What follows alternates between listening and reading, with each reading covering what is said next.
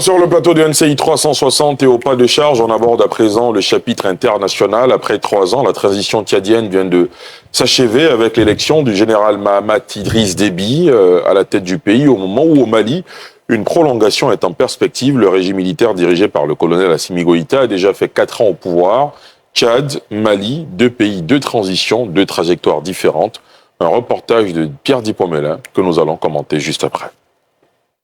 Le président du Conseil constitutionnel a confirmé le général Mahamat Idriss Déby Itno, chef de la junte au pouvoir depuis 3 ans, président du Tchad, après son élection de 61% des suffrages exprimés. Considérant que le candidat Mahamat Idriss Déby Itno, ayant obtenu 3 777 279, soit plus de la majorité absolue des suffrages exprimés, qu'il convient de le déclarer élu président de la République, chef de l'État. Cette élection, même si elle divise l'opinion tchadienne, met fin à une transition politique, une région d'exception, tenue par des militaires qui étaient émaillés par de graves violences, notamment l'assassinat, 2 mois avant l'élection, de Yaya Dillo, farouche rival pour la présidentielle, tué par des militaires dans l'assaut du siège de son parti.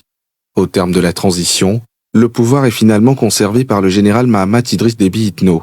Mais le Tchad n'est pas le seul pays à courir derrière la stabilité politique par l'instauration de l'ordre constitutionnel. Au Mali, le bout du tunnel n'est pas encore visible. Après 4 ans de transition au premier rendez-vous, pour les élections présidentielles manquées, le gouvernement de transition s'en remet à une consultation nationale pour décider de la suite à donner à la transition.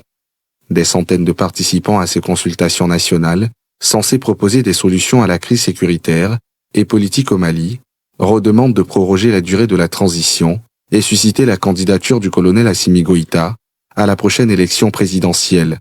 Le chef de la transition malienne a pour sa part demandé aux organes de la transition de prendre les dispositions qui s'imposent pour la mise en œuvre diligente et le suivi des recommandations du dialogue national. Pour ma part, j'engage les organes de la transition à prendre les dispositions qui s'imposent pour la mise en œuvre diligente et le suivi des recommandations que vous avez formulées au nom du peuple malien. La transition au Mali va certainement durer plus qu'un mandat constitutionnel, dans un contexte où les activités des partis politiques sont suspendues et les médias sont sommés de garder l'omerta. 2 transitions, 2 pays, 2 trajectoires différentes. Guillaume Bateau, analyse, décryptage. Bon, écoutez, les Tchadiens, je crois que ils ont décidé de faire en sorte qu'ils puissent sortir vite de la transition militaire. Ils ont fait des choix, on peut toujours les discuter, mais au moins ils assument. Et je pense que c'est tant mieux pour tout le monde. Voilà, c'est tant mieux pour tout le monde. C'est vrai qu'on a eu quand même, moi j'ai été quand même agréablement surpris de voir l'allure qu'a prise la campagne présidentielle avec la candidature du Premier ministre Succès Masra. Et il y a eu un vrai débat. Bon, il y a eu un vrai débat, il y a eu on parle de mobilisation, il y a eu de vraies mobilisations. J'ai été agréablement surpris de cela. Et bon, un peu moins content de la fin, la contestation entre le Premier ministre. Je crois que dans chaque chose, il faut être fair play. Il faut être fair play. On a eu une bonne campagne. J'espère que le président Itno étant élu maintenant va créer les conditions pour que ce débat démocratique qu'on a constaté pendant la campagne se poursuive. Est-ce que M. Masra va rester dans l'opposition maintenant pour construire une vraie alternative? On verra. Ou bien il va reconduire son tandem avec le président Mahamat. On verra. Dans tous les cas, il y a eu de vraies discussions, de vrais débats. Il faut espérer pour le Tchad que cette tendance elle se poursuive. Au Mali, bon, vous connaissez nos amis maliens, on voit clairement que le président Goïta n'a pas envie de quitter le pouvoir. Voilà, il a tourné tout le monde en bourrique avec des assises nationales qui se répètent chaque année. Bon, là, les recommandations qui sont faites, ça fait plutôt rire. Mais l'objectif est clair, après 4 ans de transition, que ce soit sur le terrain sécuritaire, que ce soit sur le terrain démocratique, encore moins sur le terrain démocratique, le Mali ne connaît pas de progrès. Bon, je rappelle, il y a quelques jours, j'ai rencontré des amis maliens ici à l'occasion de l'Assemblée générale des fonds d'entraîneurs routiers. Ils sont venus discuter. Ah oui, mais M. Bateau, vous êtes très dur avec nous, il faut nuancer. Dans un de mes amis d'enfance. Voilà, ok. Donc, moi, je leur dis, aujourd'hui, écoutez, nous, on veut bien nuancer nos propos. Hein. Je tiens compte de leurs avis, mais il est clair qu'aujourd'hui, la transition malienne ne va pas dans le bon sens. Ne va pas dans le bon sens. Tout ce qui a été promis n'est pas fait. Et surtout, l'aspect sécurité qui avait été brandi. Où en sommes-nous avec Kidal aujourd'hui? Est-ce que, comme ça a été le cas au Tchad, où une élection présidentielle à laquelle le chef de la transition a été admis à participer, est-ce que ce schéma, vous le verrez d'un bon œil au Mali? Mais la vérité, c'est que le chef de la transition veut participer. Mais qu'il laisse tout le monde participer au lieu d'interdire les partis politiques, au lieu de museler les médias. M. Goïta sait qu'il ne peut pas gagner une élection. Mais comment vous savez qu'il peut Oui, pas gagner l'élection? mais on voit bien que, quand même, ça fait 4 ans, Ali. Parce que 4 ans, il y a un bilan aussi. Parce qu'aujourd'hui... On est d'accord, mais après tout, l'unité de mesure, c'est le suffrage universel. Absolument, je veux dire, on peut lire, on peut faire quand même une lecture de la situation. On voit bien qu'au Tchad, il y a eu une volonté de vite sortir de la transition. Parce que plus vite vous sortez de la transition, plus vous avez des chances de convaincre vos concitoyens. Mais quand vous enlisez et que les bilans, à la fois sécuritaires, économiques, sociaux, sont pas bons, cela amenuise vos chances. C'est ce que je veux dire. Donc, il est clair que M. Goïta a tourné, mais il va finir par être candidat, puisqu'on lui demande même, cela lui a été demandé dans les résolutions, je crois qu'il va l'accepter, de gaieté de cœur d'ailleurs. Donc, il aurait pu faire ça, économiser au Mali tout ce temps perdu. Très bien. Je veux dire. Augustin?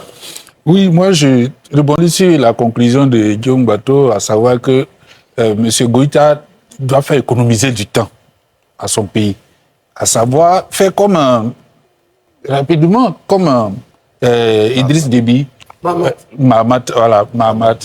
Parce que moi, tout ça, je trouve ça, je considère que c'est de la farce. Parce que Mahamat n'était pas fait pour enlever son treillis pour aujourd'hui porter le boubou.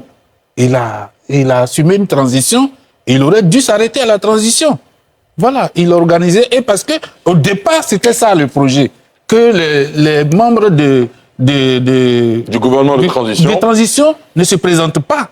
Donc, ils ont eu un dialogue national. Oui, mais le dialogue national, c'est toujours la face.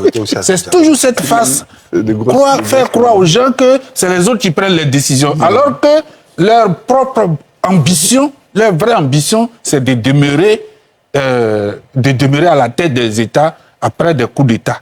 Et je pense que Déby, c'est un coup d'État. Tout le monde l'a constaté. Même s'il a été adoubé, c'est un coup d'État. Même si son père est décédé de façon dramatique, voilà, c'était pas lui qui était destiné à être le successeur, l'intérimaire. Bon, il s'est imposé et aujourd'hui, il porte le boubou à la place du treillis.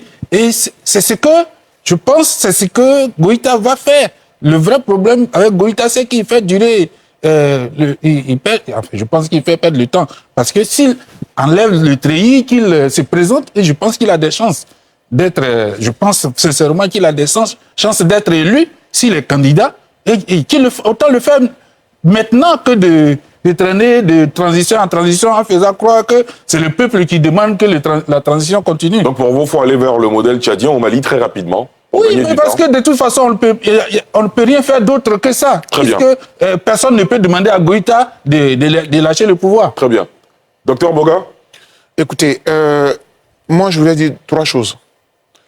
La première chose que je voudrais dire, c'est que la démocratie que nous étudions là, les militaires, leur place, ce n'est pas au sommet de l'État. C'est un civil. Et les militaires servent le peuple. Vous voyez, et on est en train d'assister à des schémas où les militaires quittent l'armée, quittent le treillis, voilà, ils se déshabillent pour venir être des civils, pour venir diriger nos États. Et donc, cette forme-là, déjà, elle me gêne. Parce que on a vécu cela dans notre pays ici. Guy Robert a fait un coup d'État. À un moment donné, il est devenu le candidat du peuple. Et après, il a voulu s'autoproclamer. Il s'est même autoproclamé. Le peuple ivoirien a dit non. Donc moi, quand je regarde le cas tchadien, je ne le conseille même pas à Assimi Goïta. Parce que dans le même Mali, ATT nous avait donné un exemple. Il a fait un coup d'État. Il a remis les choses dans l'État. Parce que le militaire, quelque part, si on prend le cas de ATT, il est venu remettre la démocratie sur les rails. Même on a vu aussi le cas même le général, etc. Il y a eu des cas où des militaires. Mais la place du militaire, il ne faut pas que ça devienne une habitude. Sinon, vous allez voir que... Mais ils ont les armes. Finalement, les civils n'auront jamais le droit de citer. Ils vont toujours forcément diriger. Moi, quand je m'appuie sur le cas tchadien, on est en train de faire école, une mauvaise école en Afrique, où les militaires commencent petit à petit à s'imposer. Je ne suis pas d'accord avec. D'accord. Deuxième élément, quand le militaire est au pouvoir, là, il ne donne pas libre cours à la démocratie, la vraie. On entend critiquer l'élection qui s'est déroulée là-bas. Avec l'opposant qui a contesté jusqu'à Et puis moi, je me dis, est-ce que, comment dire, le Déby pouvait perdre cette élection? On a vu ici en Côte d'Ivoire. Déby, il n'a pas voulu perdre. C'est le peuple qui l'a finalement fait partir. Donc, vraiment, ça ne nous donne pas le temps de faire une bonne démocratie. Et puis, dernière chose, c'est le mauvais rôle que la France a joué au Tchad. Parce que c'est la France qui a adoubé Déby. La France n'est plus au Mali depuis. Oui, justement, c'est pour ça que le Mali ne doit pas faire cela. Non, mais je l'ai dit tantôt. C'est vrai que tu as fait une analyse. Tu supposes. Et tu dis qu'il va même perdre. Tu as déjà prédit même sa défaite. Moi, j'estime que M. Assimi Goïta, qui, dans l'Afrique, a une certaine opinion pour lui, qu'il fasse son travail dans un délai relatif et puis qu'il se retire. Parce qu'il y a certains Maliens aussi qui se plaisent dans ce schéma-là. Assimi Goïta, bon, il n'a qu'à rester autant. Nous, on a connu ici un militaire qui disait être venu pour balayer la maison. Et c'est à partir de lui, d'ailleurs, que les questions de coup d'État et tout ça se sont enracinées dans notre pays. Et le Mali, c'est vrai, a été habitué à des coups d'État, mais il faut que M. Assimi Goïta sache que tu rends service à ton pays, mais attention, surtout quand tu fais taire tous les partis politiques. Ça, c'est pas normal. Très bien. Arthur? Bon, écoutez, moi, j'ai toujours dit que le militaire qui fait un coup d'État, quand il fait un coup d'État pour faire avancer la démocratie, on le sait, parce qu'il va te faire une transition de 8 mois, 1 an, il ne va pas se présenter, il va partir. On a vu les exemples au Niger, on a vu les exemples au Mali, au Bénin. Tout au Nigeria, on a vu plein d'exemples de militaires qui sont venus pour faire un coup d'État, pour remettre les pendules à l'heure et partir. Je vous ai dit que depuis le premier jour, j'ai dit ça ici, nos nouveaux gars, là, ils sont là pour le pouvoir et rien d'autre. Sauf que Mamat a l'intelligence ou la ruse, c'est plus de la ruse, de comprendre l'enjeu, de comprendre l'environnement mondial. De se dire, ok, ça ne sert à rien pour moi de rentrer dans une sorte de belligérance avec la communauté internationale, avec mes voisins, Ils veulent des élections, ok, je leur donne des élections. Et l'instrument commun, ça c'est bien dit, quelque peu comique, mais commun, c'est le dialogue national. Pourquoi je parle de comique? Parce que le même dialogue national, là, quand Macky Sall voulait rester au pouvoir, qu'est-ce qu'il a fait? Il a convoqué un pseudo-dialogue national qui lui a donné exactement tout ce qu'il voulait. N'eût été une cour constitutionnelle, on les laisse appuyer sur le dialogue national. Qui sont des instruments que les poutistes créent. Ouais. Regardez quelles sont les principales résolutions. Elles sont à la gloire de Goïta.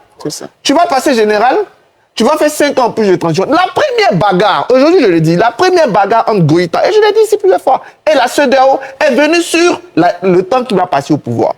D'abord, il ne voulait même pas lâcher le pouvoir. La CEDEAO a dû mettre toute sa pression pour qu'il lâche à Bandaoui Bantaouane.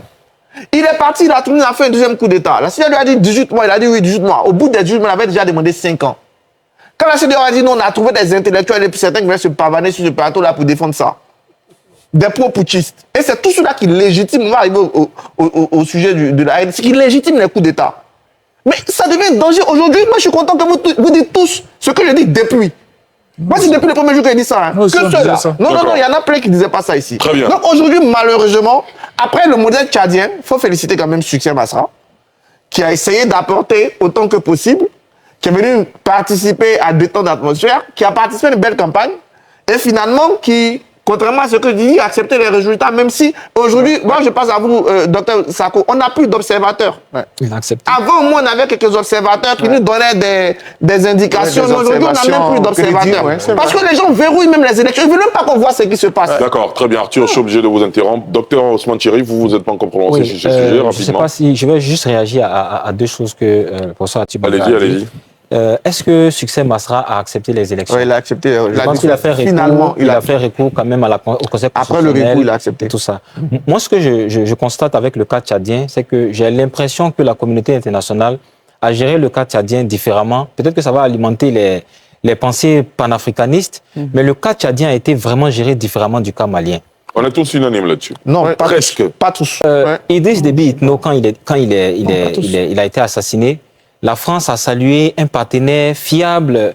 Les mots qui ont été utilisés pour le décrire ont été vraiment, moi ça m'a vraiment étonné de voir un maréchal qui a été quand même, qui a battu en brèche les droits de l'homme dans son pays, mais on a salué quelqu'un de fiable, quelqu'un de bien. Le président de la France s'est déplacé même. Et il a salué. Je suis d'accord. Laissons le docteur Ousmane Chérif. Oui, donc je disais que le Tchad a été géré d'une façon, avec la communauté internationale, mais principalement la France, a été géré d'une façon différente du Mali. Peut-être que les deux issues qui sont différentes, peut-être sont dues aussi au fait que la communauté internationale a géré ces deux cas-là de façon différente. Le Mali a des particularités à la fois culturelles, à la fois techniques, qui sont différentes du Tchad. Le nord du Mali, toute la population du nord du Mali aujourd'hui n'est pas du tout d'accord avec le fonctionnement d'Assimi Goïta. Déjà, on sait que depuis très longtemps, il y a une grande partie du nord du Mali qui est indépendantiste. C'est la partie qui avait été nommée les Azawad. Ce sont des gens qui ont des réclamations qui devraient normalement, depuis les indépendances, qui devraient être écoutées. Ce sont des gens qui dénoncent le fait que le nord n'est pas développé, que même le circuit routier, moi j'ai eu la chance de faire 7 mois dans le nord du Mali pour faire un stage communautaire, mais j'ai été surpris de voir que le nord du Mali, même l'eau potable, qui est à Gao, qui est à Tombouctou, mais c'est incroyable. Donc c'est pour dire qu'en fait, le Mali, même de façon culturelle, est très très différente. Aujourd'hui, les revendications de tout le Nord Mali ne sont pas entendues. Et Assimi Goïta, qui veut se maintenir au pouvoir dès le premier jour, je pense qu'effectivement, Atu l'a dit, mais même dans les premiers discours d'Assimi Goïta, quand on entend, c'est quelqu'un qui vient avec un discours souverainiste, qui n'est pas venu pour laisser le Mali à un civil. Il est venu pour pouvoir, d'après lui-même, rendre le Mali indépendant, souverain. Donc, c'est pas quelqu'un qui va facilement lâcher le pouvoir. C'est la même chose au Burkina Faso. Donc, je pense que d'abord, la communauté internationale devrait s'interroger sur sa gestion de ces deux crises-là, qui sont distinctes. Et peut-être que c'est cette communauté internationale-là qui a fait aboutir à deux issues différentes. Très bien. Alors, on va s'intéresser à présent à ce réveil mouvementé ce dimanche à Kinshasa. Landry Couillot, c'est pas prononcé? Non. Vous êtes sûr? 30 secondes, je le fais. Allez-y, avant qu'on aille à Kinshasa. Allez-y, Landry, on n'a pas beaucoup de temps déjà. La trajectoire de ces deux pays est la même, sauf qu'il y a un qui a juste un peu de retard sur l'autre. C'est tout. Pour vous, c'est la même issue? Ce sont des officiers militaires qui ont le sentiment, l'intime conviction de mériter de gouverner leur pays à la place des civils qu'ils considèrent être en échec. Ils se donnent donc les moyens de pouvoir blanchir d'une manière ou d'une autre leur forfaiture. Ces élections-là, le mécanisme dit démocratique des élections, c'est comme du blanchiment d'argent. Lui, il a commis une forfaiture, on organise des élections pour blanchir sa forfaiture. Assimi Goïta le fera certainement un peu plus tard. En tout état de cause, il va falloir traiter la question avec beaucoup plus de profondeur. Je dis bien et je répète, nos officiers, certains officiers militaires bien formés, ou plus ou moins bien formés, ont le sentiment, au regard de la gouvernance de 90 à aujourd'hui des civils, estiment être légitimes pour pouvoir faire ce que les civils n'ont pas pu faire. Et c'est pas que je leur donne caution, je dis tout simplement qu'il va falloir aussi, tant que nous puissions les indexer sur le fait que ce n'est pas leur rôle, mais il va falloir aussi se remettre en cause lorsqu'on nous donne l'opportunité de gouverner, de le faire de la manière la plus correcte possible. Très bien, messieurs, on va... Chers téléspectateurs, vous avez été les témoins privilégiés de cette analyse politique profonde et inspirante. Maintenant, c'est à vous. Réagissez en commentaire, partagez vos réflexions et vos idées. Si cette vidéo vous a éclairé, n'hésitez pas à l'aimer et à la partager avec vos amis. Ensemble, nous construisons l'Afrique de demain. Restez connectés sur Afrique Diverse TV pour encore plus d'informations et de débats passionnants. À très bientôt.